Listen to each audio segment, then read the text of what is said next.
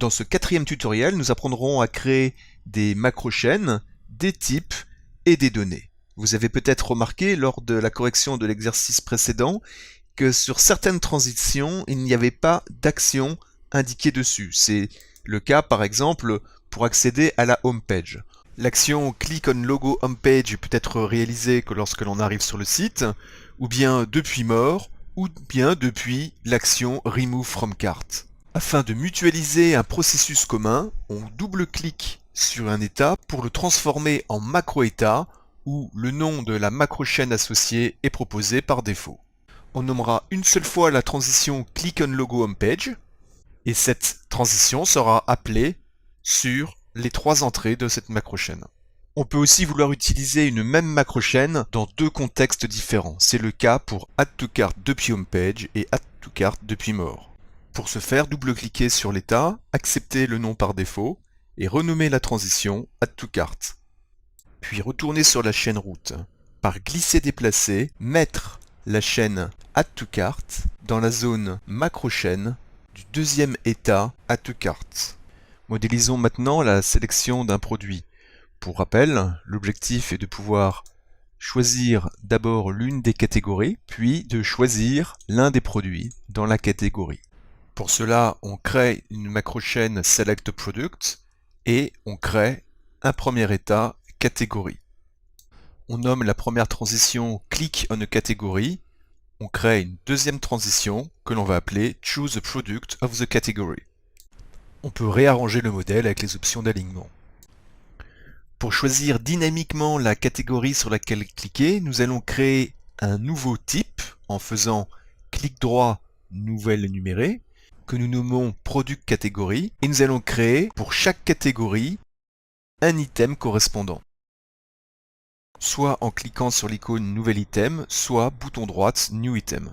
On ne peut pas assigner directement un type sur une transition. Il faut soit le transformer en input, soit en output. C'est ce que nous faisons ici. Clic droit, New Input.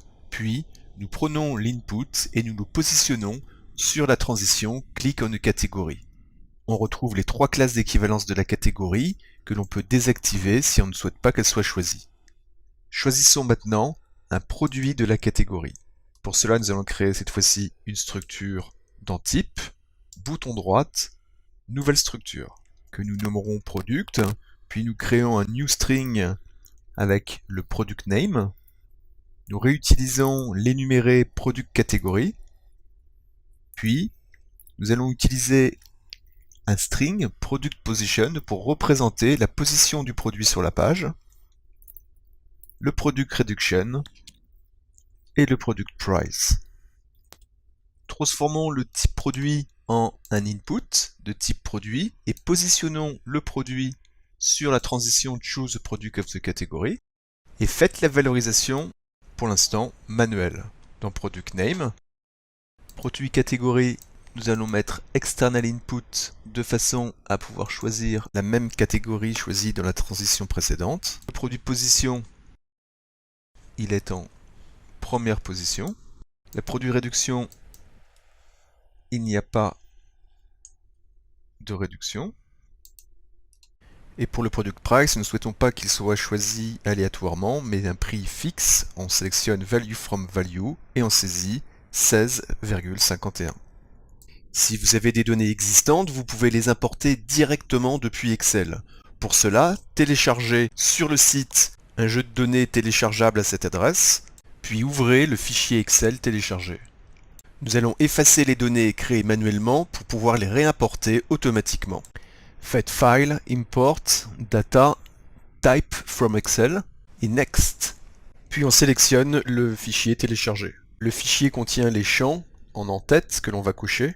La sélection de l'onglet Excel et de son range sont sélectionnés automatiquement, ici de A à F. On clique sur Next, puis pour chaque champ, on règle les types, string pour product name, on laisse enumerated pour product category, string pour product position, string pour product reduction, string pour product SKU et string pour product price, puis finish. Un nouvel énuméré Product Category et la structure qui prend le nom de l'onglet Products ont été créés automatiquement. On peut les utiliser à nouveau pour créer un input et les remettre dans le projet.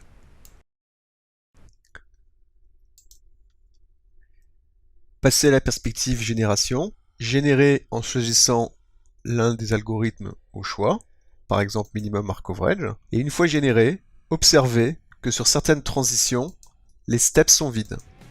Si vous ne souhaitez pas avoir de steps vides, il faut décocher Test Step sur les transitions correspondantes.